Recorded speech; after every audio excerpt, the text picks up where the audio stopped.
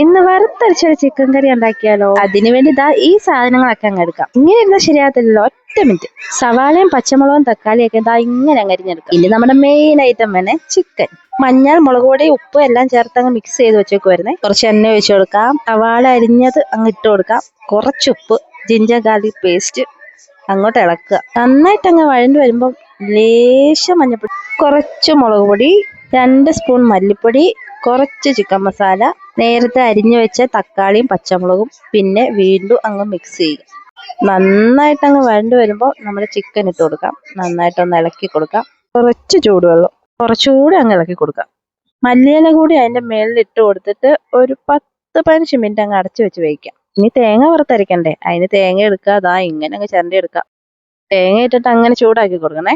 ഒന്ന് ചൂടായി വരുമ്പോൾ അതിലേക്ക് ഏലക്കയും പട്ടയും ഇട്ട് കൊടുക്കുക. കുറച്ച് പെരുംജീരകവും, പിന്നെ 4-5 കുരുമുളകും, പിന്നെ അങ്ങോട്ട് ചൂടാക്കി എടുക്കാം. ഇതിൽ വേറെ പൊടികളൊന്നും ഇടുന്നില്ലേ. ഇതാ ഞാൻ അരച്ചെടുത്തിട്ടുണ്ട്. ഇനി ഈ കറിയിലേക്ക് ചേർത്ത് കൊടുക്കാവേ.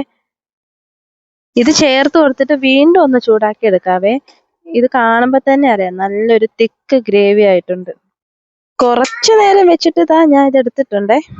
ഇനി ഞാൻ തന്നെ ഉണ്ടാക്കിയ കുറച്ച് ബിരിയാണി ഉണ്ടായിരുന്നു, അതെടുത്തിട്ട് നമ്മുടെ ഈ വറുത്തരച്ച ചിക്കൻ കറിയും കൂടി ഇട്ട് കൊടുത്തിട്ട് ഇനി ടേസ്റ്റ് ചെയ്ത് നോക്കാം. സംഭവം കൊള്ളായിരുന്നു കേട്ടോ. എല്ലാവർക്കും ഇഷ്ടപ്പെടുകയും ചെയ്തായിരുന്നു. അപ്പോൾ എല്ലാവരും ഒന്ന് ട്രൈ ചെയ്ത് നോക്കണേ.